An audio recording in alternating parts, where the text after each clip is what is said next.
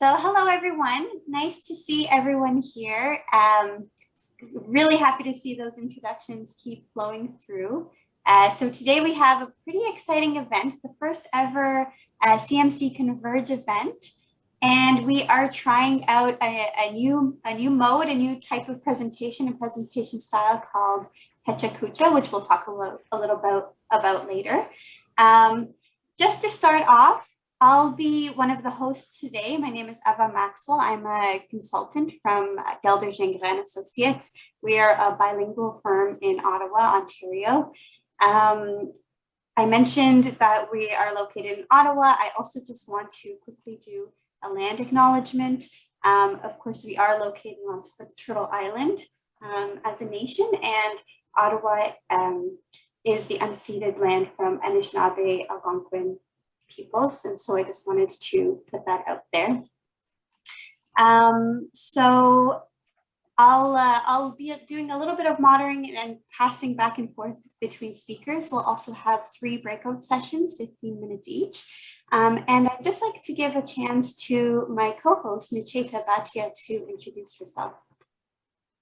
Hello, everyone. I am Nicheta. I am a part of CMC Ontario, and I sit on the board for CMC-GTA chapter. I have been stepping into the consulting world pretty recently, so very happy to meet all of you and people who are just wanting to step into consulting. More than happy to chat after the event, and thank you so much for joining us. We do have our participants here today. I'm just going to hand it back to Eva so that she can introduce what are we going to be doing today, and I hope you enjoy your time today. Thanks so much, Nicheta. So just to go through a little bit of the rundown of the format today, what we'll be doing is we'll have 3 CMC members presenting in the Pecha Kucha style. So Pecha Kucha, it's a Japanese word. It means chit chat, and it's actually a very quick, very graphically oriented presentation style in which presenters get 20 seconds per slide, 20 slides in total to present a topic of focus. So it could be a case study, it could be an element of their consulting practice, it could be a new idea for business, anything like that. And so we'll have 3 of those, followed by a breakout session, and then we'll have our key speaker, John Estrella, making a bit of a longer presentation. And finally, we'll have another breakout session, some questions, some discussions in plenary format, and just one last networking opportunity. And so there are a couple of goals for this session. The first one, of course, is to try out this new format. And also get a broader discussion going among CMC, also students, and also business leaders from GTA, Ontario, and really all over Canada. A couple of our speakers are from different provinces in Canada. The other main focus for this session, and in fact, this is the first of a series that starts today and will roll on in a quarterly format. So the other goal is really to network among ourselves and get to meet each other. And so that's why we'll have key questions for the breakout sessions that should guide your discussions. But we'll be doing breakout sessions of 6 people to each room, sort of 10 minutes each, just enough time to really give you a chance to communicate and meet each other, and then hopefully meet as many people as you can during these sessions, and hopefully, you know, get those brain juices moving and flowing with these stimulating presentations. So during the session, just a little bit of housekeeping. I'll ask you to stay on mute while the speakers are presenting. Definitely encourage you to use the chat, ask questions. Some people might be answering questions at the same time, super interactive. I always find the reactions are super fun, you know, the little thumbs ups and smiley faces or gasped faces or anything like that. When we go to the breakout rooms, you just have to click accept, and when the breakout sessions are over, it'll automatically kick you back into the plenary session, so no worries there. The session is recorded in part, just, you know, for entity, and It might be used later, some segments of it. And if you can and you want to turn on your video, definitely encouraged. It's always nice to see smiling faces. So Leigh Harris is our first Pecha Kucha presenter. Leigh Harris is the lead federal government partner at KPMG with more than 20 years of professional public sector work and management consulting experience combined. She works with hundreds of partners in Canada and across a global network of consultants to help governments solve their most complex challenges, particularly in the areas of strategy, policy development, program design, reform, operations, and service improvement, resource allocation, and funding methodologies. You may know Leigh. Leigh is a fellow CMC and sits on the board of directors as past chair for CMC-Canada. So I'll hand it off to you, Leigh. Thank you. Thanks so much, Eva. So this is my first Pecha Kucha, just saying, first time for everything. So I'm really excited to be here. So a little bit about me. I was wondering who that great bio was for, but so I actually had my first exposure to CMC in 2003 when I received my certification, but I started my journey in 1996 when I joined Coopers & Lybrand. Why a certified management consultant? Well, at the time, that was really the standard bar for large consulting firms. We wanted these designations.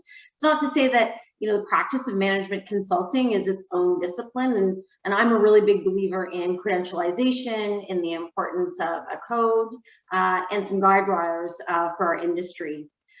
For me, a CMC has been really a building block to success in so many ways, not just because what I've learned through the actual streams of professionalization, but also the incredible community that I've had a chance to work with in Ottawa at the Eastern Ontario chapter level, through the Institute provincially, and then also on the national board.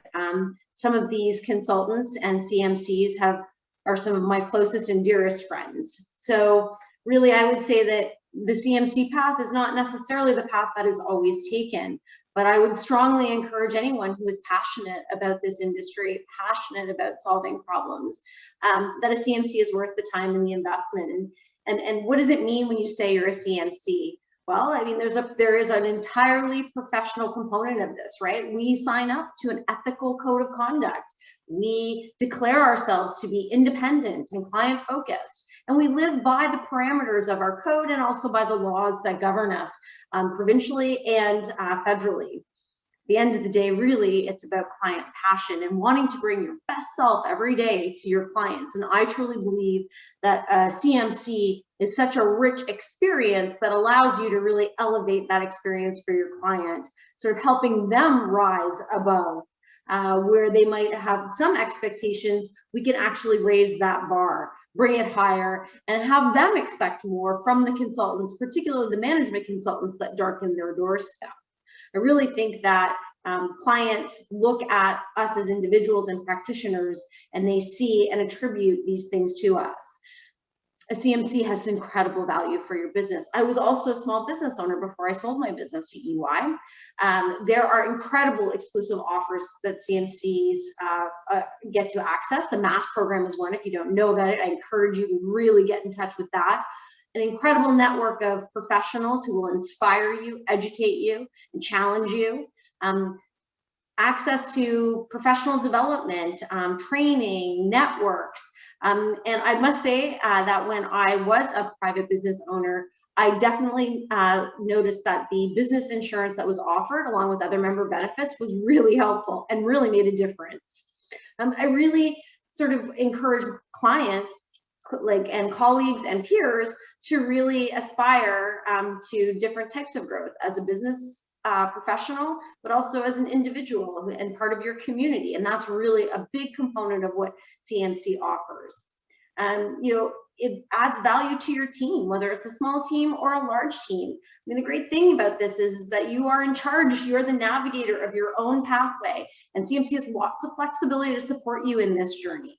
Not just the access to the events and the professional development, but really to sort of elevate your game.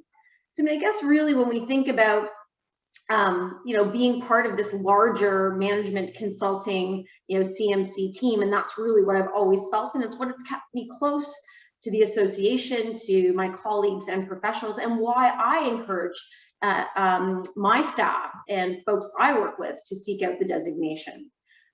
I've really benefited from some of the most incredible mentorship opportunities, and these are really exclusively available to this community. You know, it's not always the dollars that necessarily drive the value. For me, it's really been about the experience. So when I think about where do we go from here, I really think about our industry. Our industry is so exciting. I believe that management consulting and professional consulting really is sort of the destination of the future.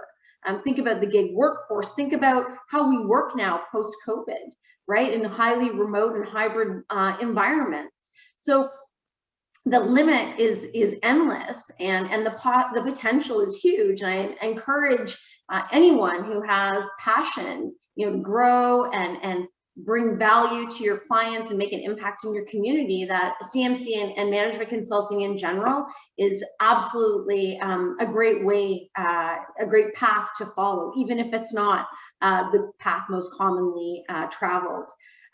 So I think the other thing is really the durability of this and the growth, right? And the evolution of the designation into standards and ISO that really are so important in our global context.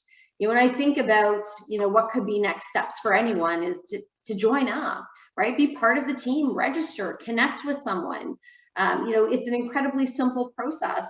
Great investments have been made and tested, you know, to get people, you know, in and equipped and for a lifelong journey in management consulting.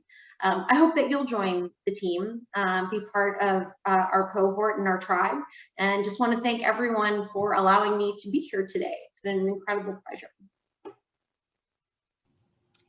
Thank you so much, Leigh. Thank you so much for that. I'm sure a lot of people today who are not already in consulting would look forward to this, and so happy that you shared your journey.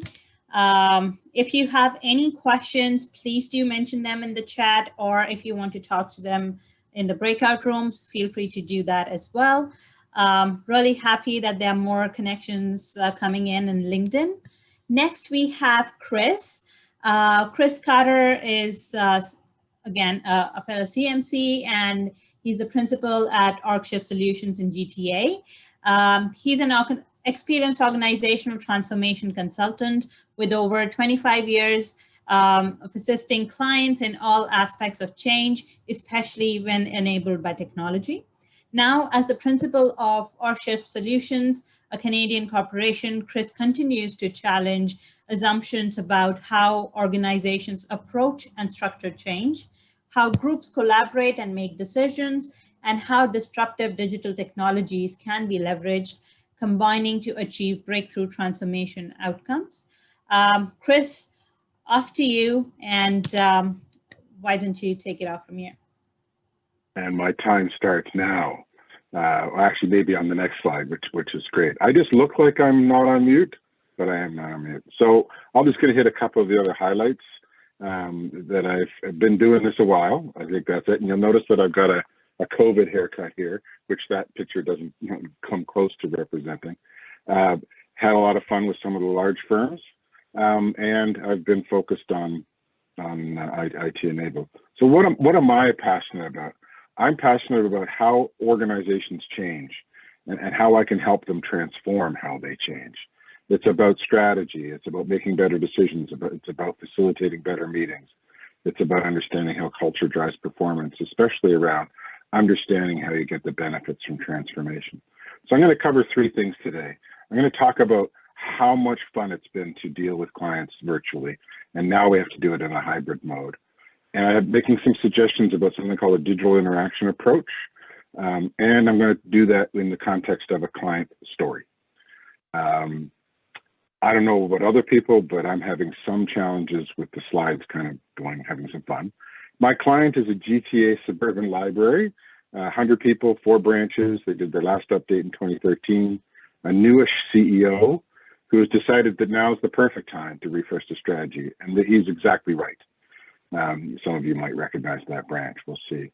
We had a distinct stakeholder consultation and involvement challenge with a board or the committee, with an ELT, a leadership team, a task force of 17 folks, a whole bunch of community consultations that all had to be done virtually, all the workshops, all the meetings, all the consultations.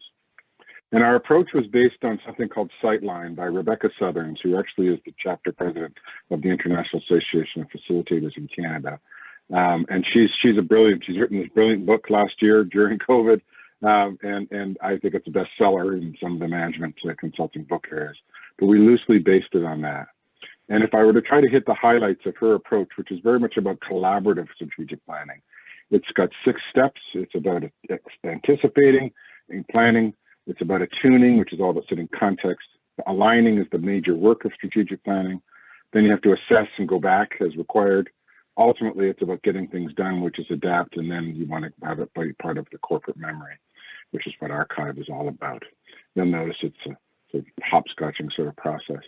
I'm going to talk about the challenges of client engagement, about how we used to do it, and how we've had to deal with it around being on mute, and how we really need to move forward. So I'm playing around with the format here. This is what we used to do in 20 seconds, what we used to do for days. This is all about sticky notes and commenting on sticky notes and arranging sticky notes and combining sticky notes and separating sticky notes and categorizing sticky notes, voting using sticky dots, if you remember what those were, and then perhaps assessing things a little bit more in terms of some criteria, costing them, and then ultimately it's about selecting. So there's 2 or 3 days of workshops in about 20 seconds. And yes, we made it. But now we've had to go virtual, right? So we were forced to go virtual, and many of us were already there.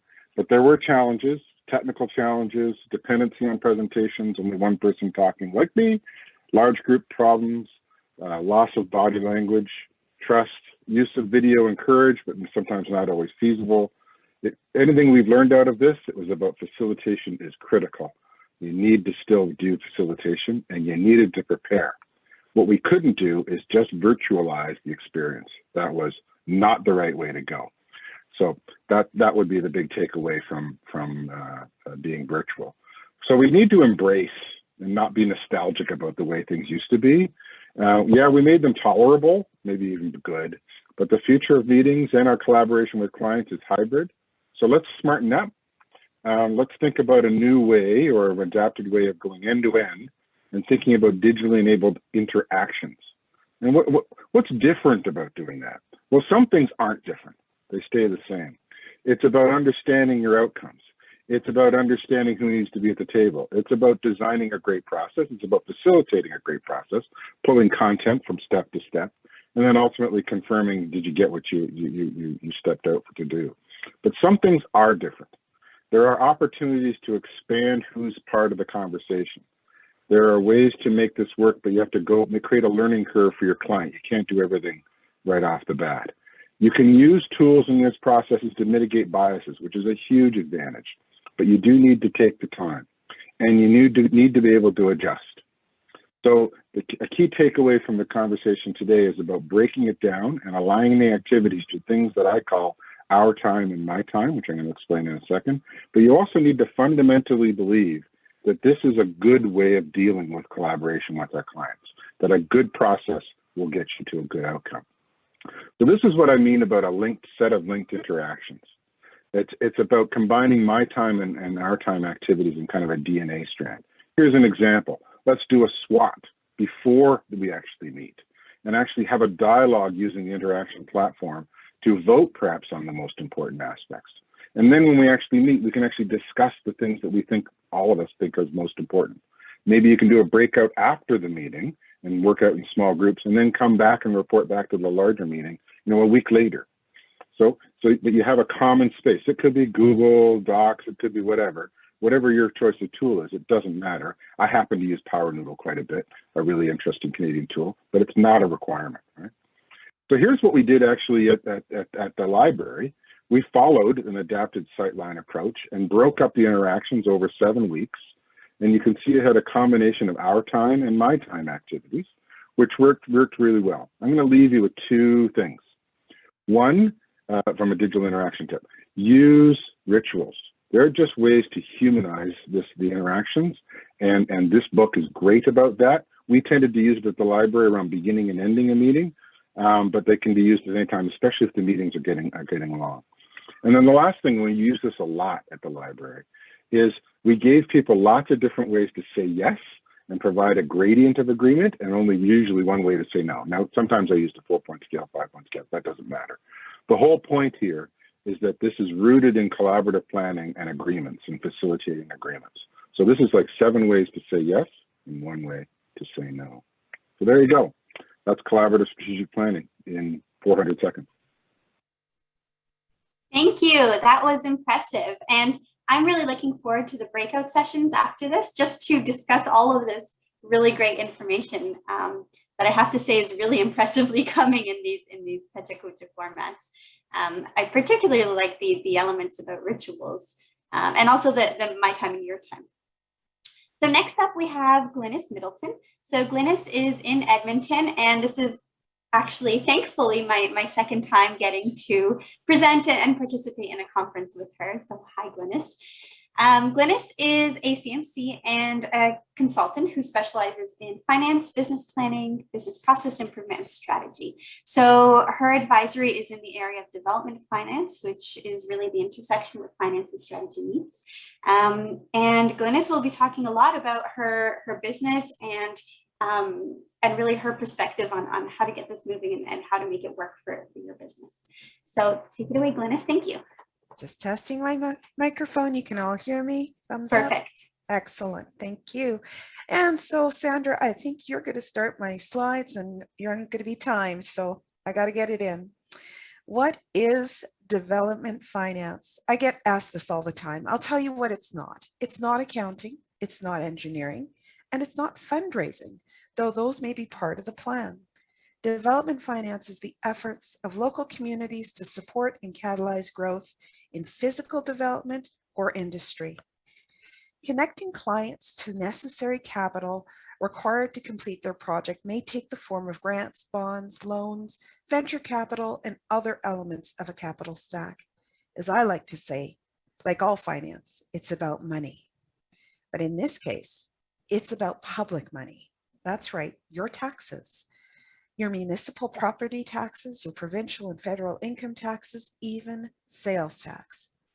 And this public money is used to build.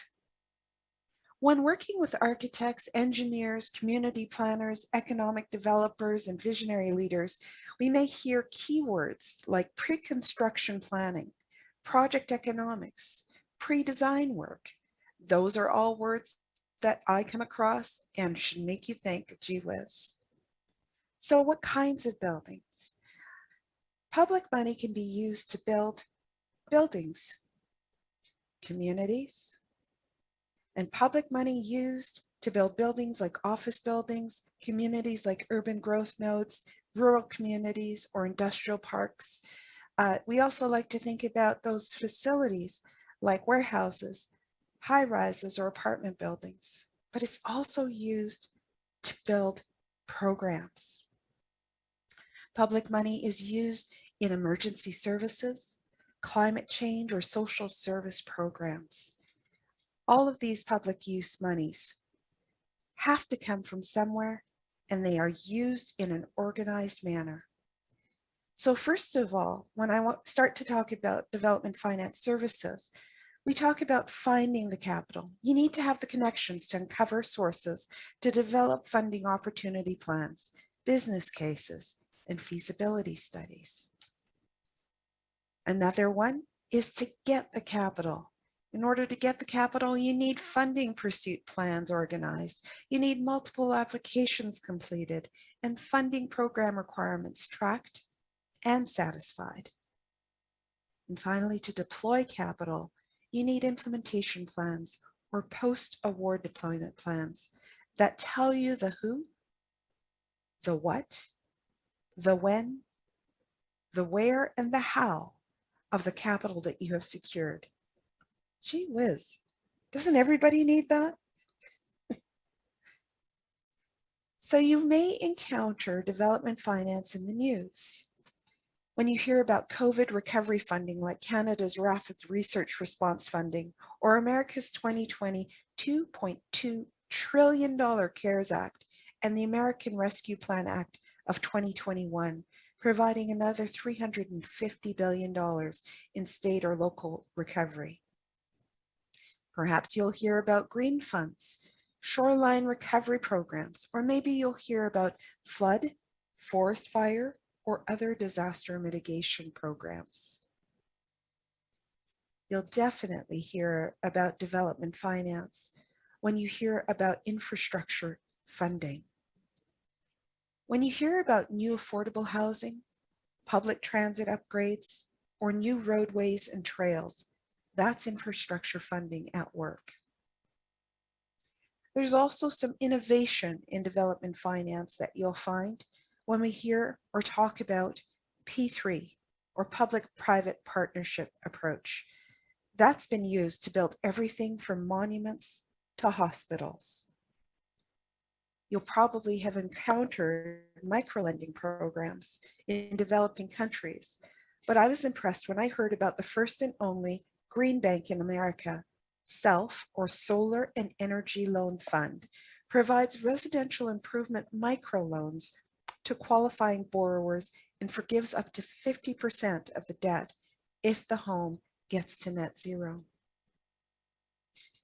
You'll likely have probably contributed to a GoFundMe or other crowdfunding appeal, but what about using crowdfunding to build that new business startup or a community program? All in all, to recap, development finance, like all finance, is about money. It's about public money used to build buildings, communities, and programs. Whether your client is in that pre-construction planning phase or just has a dream of what they want to build, they will need to find the capital, get the capital, and then deploy the capital. So grateful to have a few moments to breathe and just share with you that I love this work. I've been doing it for over 30 years. And when you encounter other consultants, architects, engineers, or planners who need financial expertise to make their next capital development project go, I hope you'll think of GWiz, because all those sex sells. GWiz, we all know that money makes things go. Thank you to the organizers for inviting me.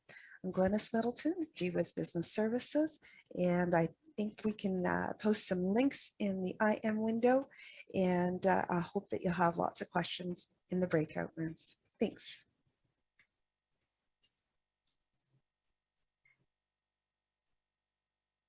Thank you so much for that, Glynis. And it is true how development finance is so ubiquitous. So really excited to learn more about what your company does and also a little bit more about the concept. I think this is a really great first primer.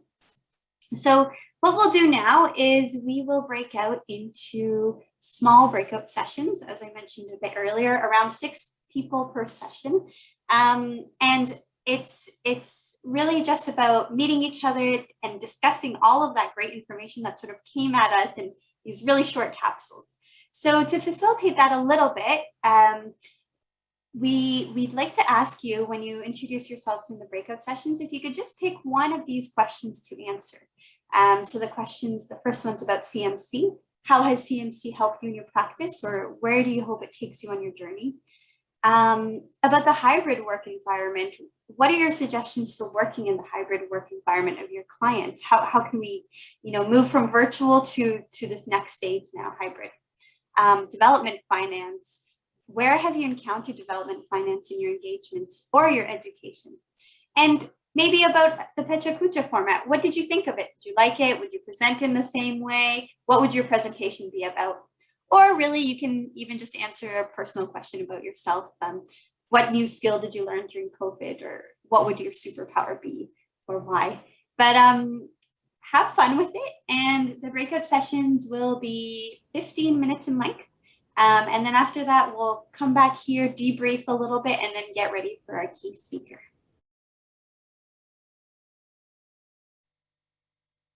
And hopefully everyone's had a really good and fruitful conversation. Just when I left the breakout room, we were talking about, funnily enough, what is both maddening and addictive about consulting. And one of the proposals was that this necessity to constantly be learning and also uncomfortable maybe with not necessarily knowing everything about your subject and everything about your engagement or project. That's what can be both addictive and maddening about consulting. So if anyone has any additional thoughts on that aspect of consulting in the chat, love to hear it and read it. So we're now moving into our next part of the session. We'll be having our key speaker, John Estrella. So John Estrella is going to do, not in the Pecha Kucha style, more of a traditional presentation, if you will. But of course, on a new subject, because everything is new these days, everything is totally different and changed, and we sort of have to grapple with adapting as we move forward into what is basically unknown to all of us. So John Estrella is a PhD in CMC and a PMP, who's founded numerous consulting and digital companies. He's worked and consulted with organizations in Asia, North America, and Europe, and he's authored a few books and courses for audiences internationally as well.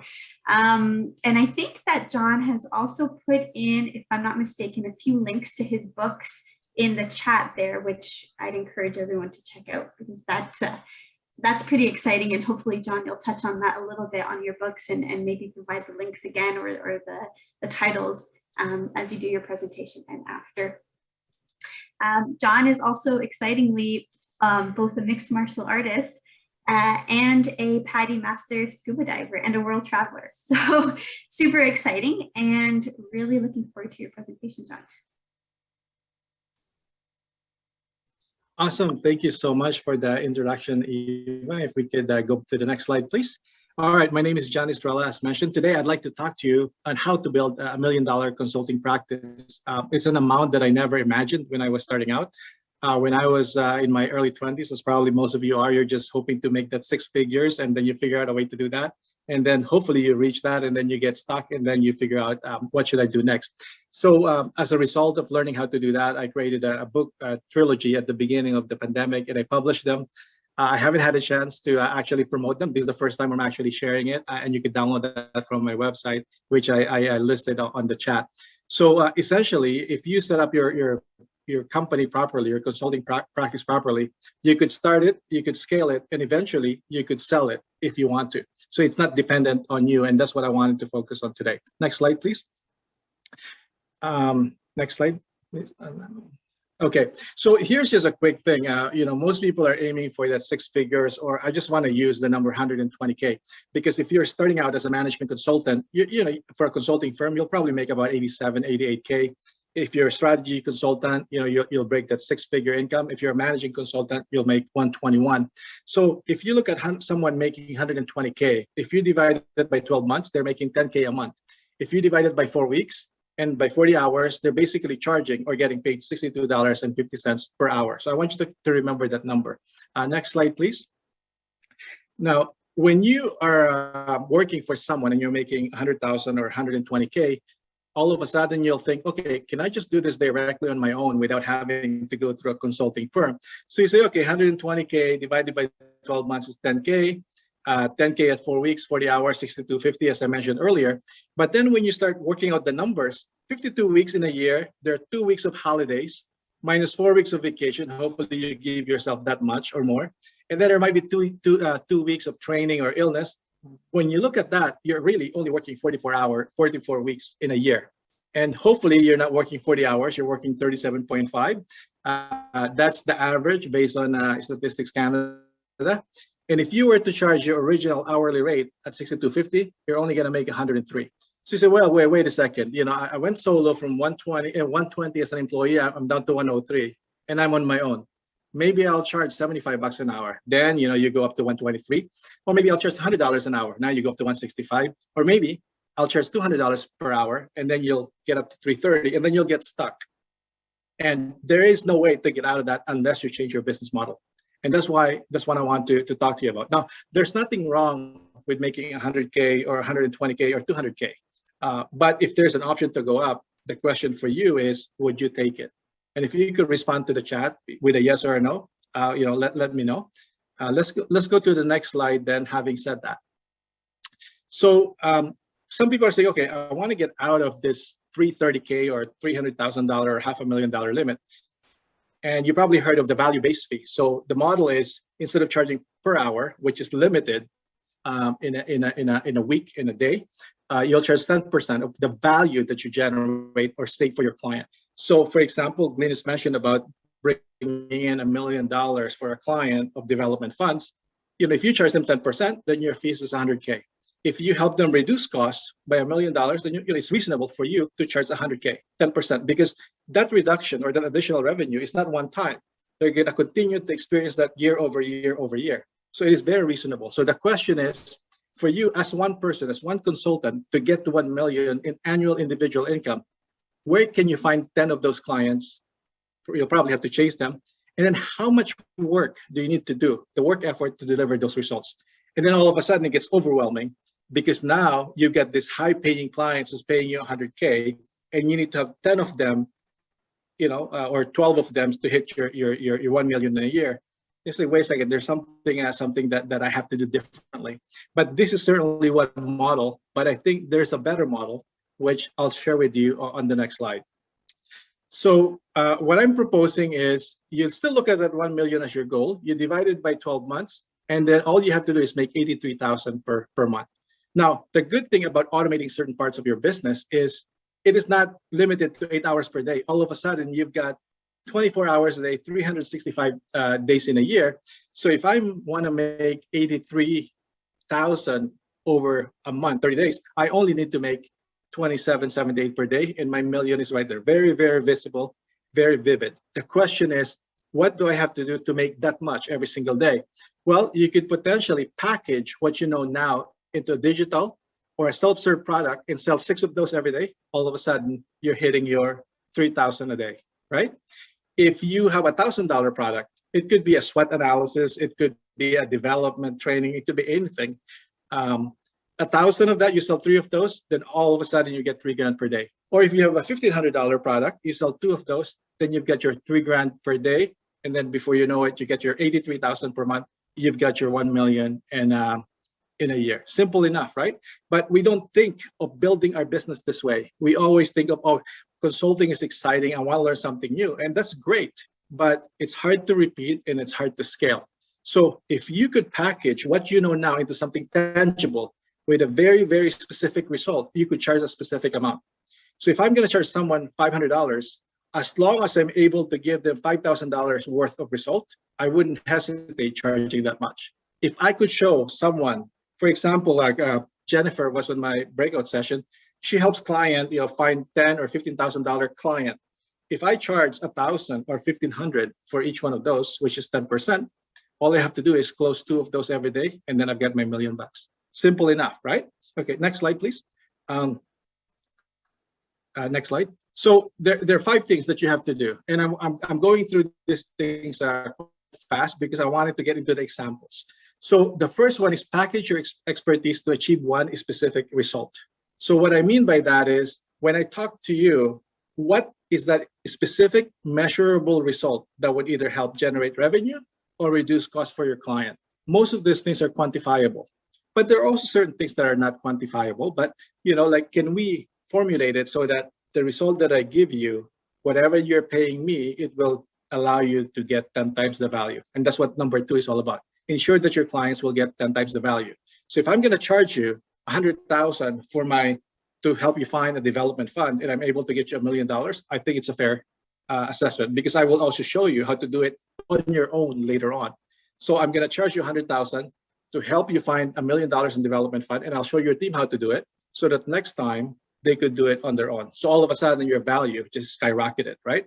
And then number 3 is document your process into a book. And it will do a couple of things. When you document your process into a book, it builds your credibility. Nobody else knows what you're doing but you. And some of you might be scared and say, well, I'm going to share my practice. No, that's actually not quite right, because your approach is quite unique, and they will see the big idea, but they wouldn't know the details. They don't have the battle scars that you have gone through. And also, when you have a book, they are the one coming to you. So they have to convince you to take them in as a client versus you trying to convince them to hire you as a consultant. It's a different game point at that point. And then we would create a digital product. So for example, going back to Chris's example for his strategy sessions over 7 weeks, I could design that so that it will last 7 or 8 weeks. And I have 10 clients, 10 grand a piece. I'm making my 100K right there every single month. And then I will work with them over that month, and then move them to the next month, and then I will hit my number. The reason why I said that that digital product or online service, you could have it hybrid as well, where you will do a bit of a personal consulting along with the product that you're selling.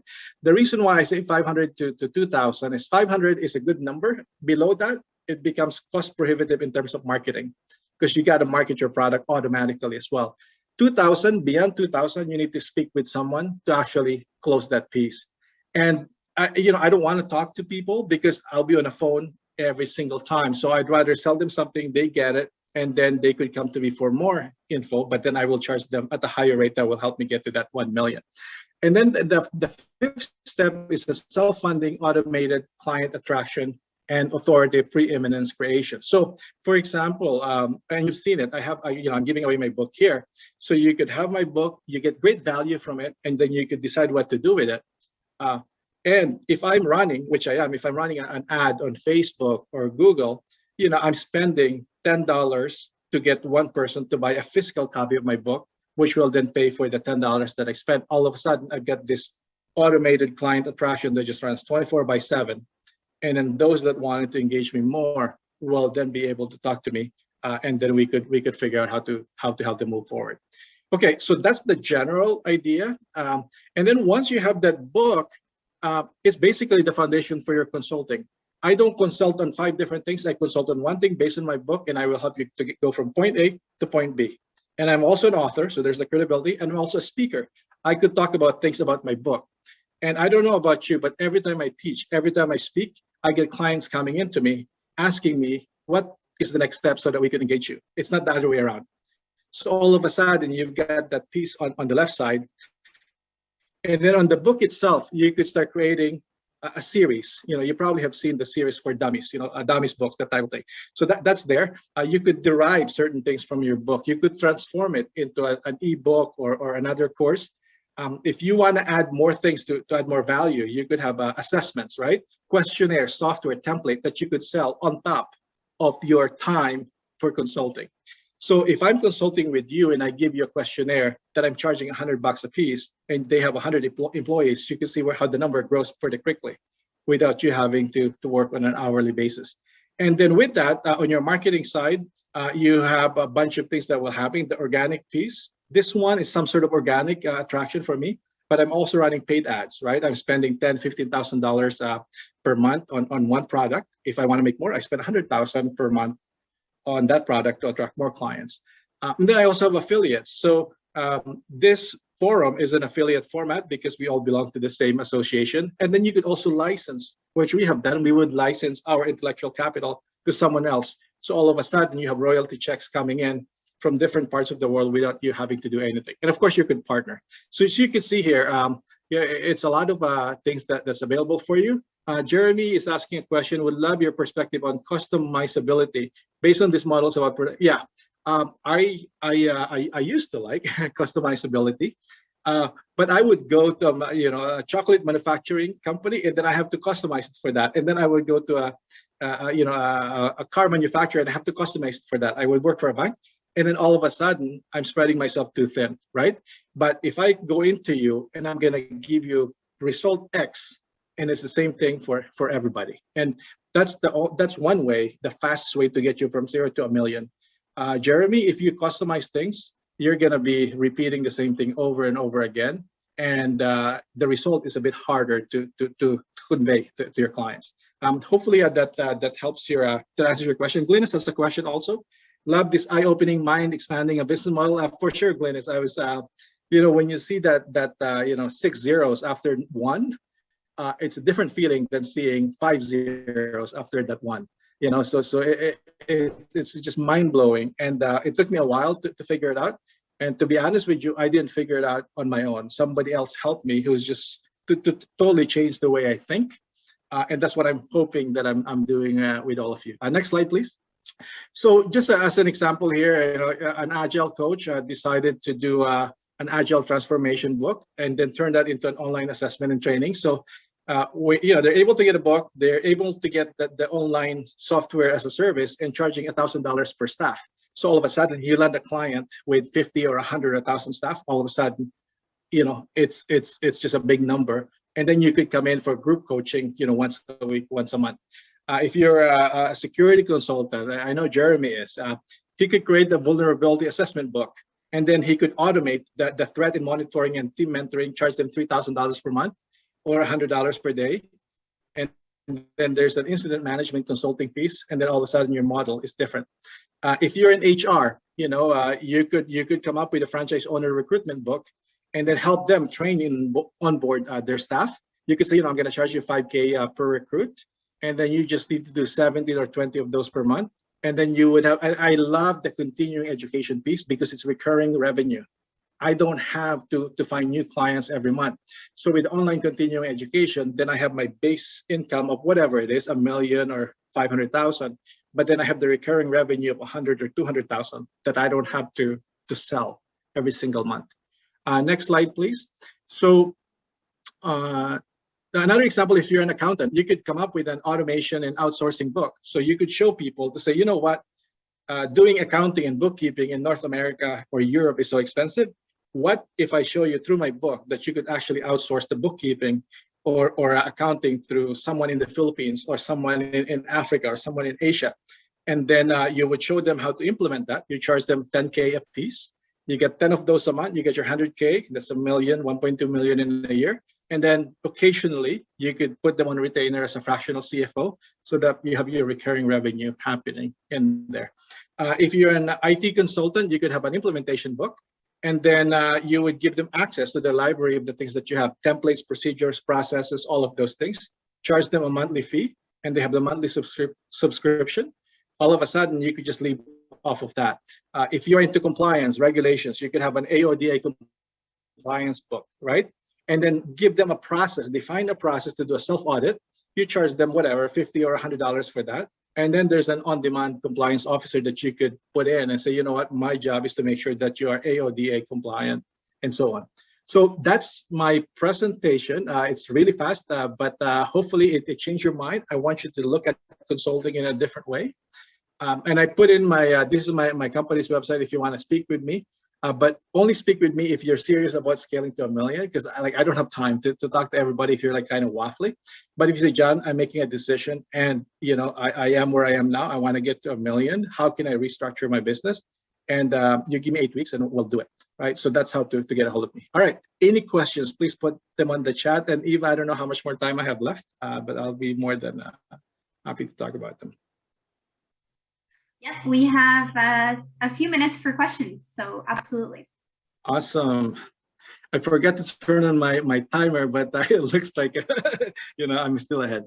Yeah, and Jamal here actually is one of my clients. We created a book for him called Project Janitor, because there's so many projects out there that are failing. So we packaged Jamal's knowledge into what's called a project janitor, and now he specializes on fixing problems that people created on their projects. So how to recover from that, and that's all based on his book. Thanks for chiming in, Jamal. Appreciate that. Any other questions from Jeremy? This is fantastic. Love the breakdown. How long do you normally estimate it takes to get a book good out? You work with me 4 weeks, it's out, and then we'll work in making it to a bestseller, and we would translate that into digital format. Okay, so, any other questions? Yeah. Just to build off of what you just said, does the book come before the product or in tandem, or what's sort of we would do the book first, because right now your mind is all over the place in terms of how you do consulting. So the book forces you to really codify your expertise so that it's repeatable and you're able to communicate the outcome specifically to your client, and you can do it consistently without you being the bottleneck. Because if you codify your expertise, you could hand it out to another consultant and they could implement it, and then you're out of the picture, right? Okay, book first for sure. We have any other questions? Glynis, yeah. Glynis, how many? Sorry, Nishida. No, I was just reading her question that says, how many years into your career did you encounter the need to find a new model? When I was hitting 300 and I was getting frustrated because I said, you know what, I'm pretty smart. How come I cannot go above 200? How come I couldn't go above 300? And it was actually, believe it or not, a former bartender who showed me how to do it. So you just don't know where you're going to find someone who will do it. And he scaled his business to 50 million in about 3 years. And it's interesting that when you get into this circle, you start seeing people that are like, oh yeah, I could make $1 million, I could make 5 million. It's like, it's no big deal. So it depends on the people that you hang out with. And if you really want to elevate your career, you got to hang out with different people. So Glynis, I wish I would have learned it like 15, 20 years ago, not 10 years ago. So if I can ask another question as we wait for more questions to flow in. Okay. Is this approach just for the independent consultant, or is there a way to also implement this for the consulting firm? Actually, for a consulting firm, I know a lot of firms, I know a lot of agencies who are using this model, and now they're able to crank up their business. They're able to scale it because the model is whatever, 4 steps or 10 steps. And then if you want to scale, you just hire 2 or 3 people to implement those 5 or 10 steps, right? So imagine having one consultant bringing in $1 million, and then you have 5 of them doing the same thing. Now, all of a sudden, your company's making 5 or 10 million as opposed to whatever the company's making right now. Yeah. Any other questions? All right, that's quiet. I might have one more question if you have time. Go for it. Go for it. Yeah. Sorry, I just found your presentation so interesting. So my last question, I guess, is, how do you prioritize or find the time when you're also trying to get all of these consulting projects done to also step back and, you know what I mean? Well, that's the beautiful thing about this is you'll have lots of time, right? Because remember, you're creating one result for a client. So that means if you're creating one result for a client, that means you're going to look for the same people 10 times or 100 times. That means you automate that process so that they come in automatically, as opposed to you, oh, I'm going to go network at this event, I'm going to do this presentation. Like, no, we define what the outcome is, and then we find the people that fits that outcome, that result that they're looking for, and then we just automatically bring them in into the picture. Perfect, okay. Thank you. I see Jeremy has his hand raised. Yeah, John, no, I mean, I'm the same with Eva. I found this presentation absolutely fascinating, just because the way that you've broken it down, it's agnostic no matter who you are or what you do. And I think that's really, really fascinating. But, one of the things that I have coming from one of the big 4 firms is everything is tailored to industry. So, you do a specific type of consulting within a specific industry and you become deep in those industries. Yeah. How do you find, in your experience doing this, how do you find the various industries and the various needs within those industries plays into your approach? Right. I started from Accenture, so yeah, I understand what you're talking about there. You could go horizontal. So for example, it's I'm gonna help you do a SWOT analysis so that you have a strategic plan for the next 3 or 5 years. Then I would do that horizontally, right? I could also go vertical and say, you're a manufacturing firm. I'll optimize it and reduce 10% of your processes so that you could realize the reduction or the increase in revenue. But you have to be very specific on your outcome, right? So when I go into a bank, I would go and say my goal is to get you to get everybody to use a mobile app or an online web banking so that they don't go to the branch. So my result is very, very specific, and then I will just repeat that for another client, for another client, for another client. Right? But don't go into like doing different things. Because if you go into a bank and you want to help them with their online banking, you want to help them with their agile transformation, you want to help, those are different things. You could do them, but be good at that one thing. And then once that thing is running, then you give them another offer and another offer, right? There was something that came up in one of my breakout sessions. Folks were talking about that the sort of magic of consulting, this, all of the interesting things we get to do and all the fast-paced learning and the advisory side of things, the person-to-person guidance on their journeys. And what I was wondering, just to link it back to John's presentation, is in automating or packaging our services, do we perhaps lose a little bit of that magic of consulting? Any thoughts on that? Or can we keep that magical element while also, becoming a little bit more efficient and scaling up our business?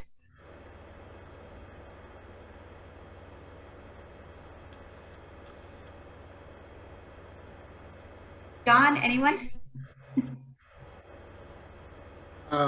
I could probably jump in. I really love your question. If you have your base revenue taken care of,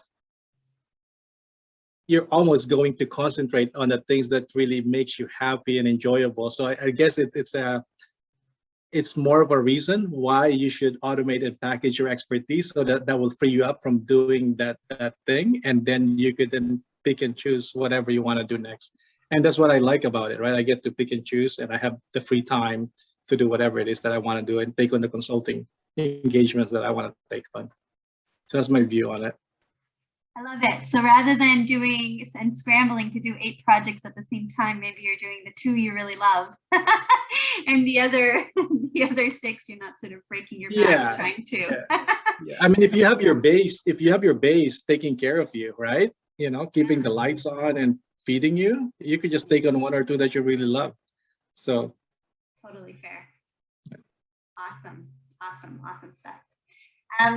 Okay, so if unless anyone has any more takeaways that they want to share with the whole group, we're going to do our last shuffle of rooms, breakout sessions, and then this last session kind of wraps up this first inaugural event of the series. So once again, we have some guiding questions if you want to use that to stimulate your conversation. And so I'll read to you the questions we have for this last breakout session, which will be, I believe, 10 minutes in length. So the questions are, what is the hardest challenge in scaling a consulting project? How has COVID helped or hindered you in growing your business? What big question keeps coming up for you in your work? Did you address it? Did anything happen? And if not, what's holding you back? Which management consulting practice or approach is hyper relevant in today's new virtual world, or what's become irrelevant or obsolete? And what one problem could you start to approach differently, even starting this week, and how would you approach it?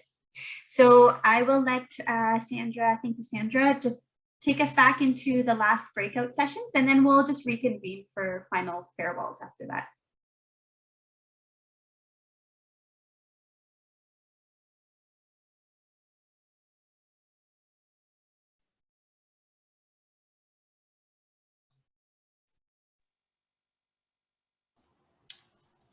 Thank you for the event.